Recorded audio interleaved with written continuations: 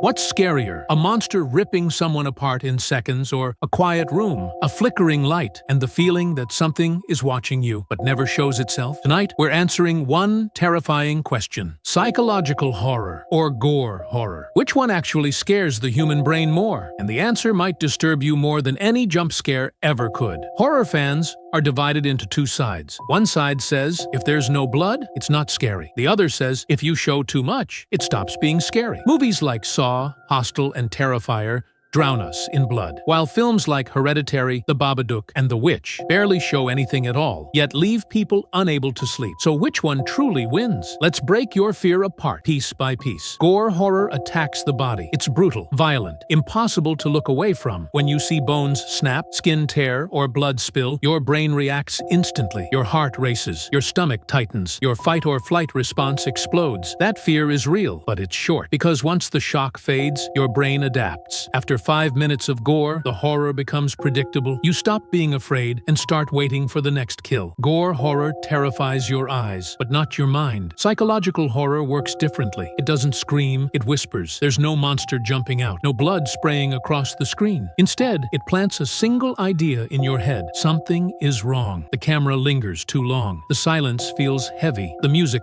cuts out, and your brain begins doing the worst thing possible, filling in the blanks. Because the human imagination is far more terrifying than anything a director can show. Psychological horror doesn't attack your body. It attacks your sense of safety. Let me prove it. Imagine this. You wake up at 3:17 a.m. Your room is silent. Your door, which you always close, is slightly open. You don't hear breathing. You don't see movement. Nothing jumps out. But deep inside, your instincts scream, you are not alone. That fear doesn't vanish when the lights turn on. It follows you to the bathroom, to your bed, into your dreams. That's psychological horror. It doesn't end when the scene ends. Here's the terrifying truth. Gore horror ends when the blood stops. Psychological horror continues after the movie is over, because it taps into real human fears. Fear of losing control, fear of madness, fear of the unknown, fear that something might already be inside your home. That's why people forget most slasher kills, but never forget that one unsettling scene where nothing happened, yet everything felt wrong. So which is actually scarier? Gore horror shocks you. Psychological horror haunts you. One makes you flinch, the other makes you paranoid. And the scariest part? Psychological horror doesn't need monsters, because it turns your own mind into one. Now, I want to hear from you. Comment below. Which one scares you more? Psychological horror or gore horror? And here's the real challenge. Tell me the movie that scared you so badly you couldn't stop thinking about it afterward. If you enjoy deep horror breakdowns like this, subscribe, turn on notifications, and join us. Because the scariest stories aren't the ones with blood. They're the ones that crawl into your head and never leave. See you in the dark.